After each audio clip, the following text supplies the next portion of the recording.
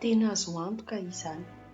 Tiako ho antitra-terinareo ireo zavatra ireo mba himasoan'ny mpino an'Andriamanitra, hiezaka manao asa tsara. Izany no tsara sady mahasoa ny olona.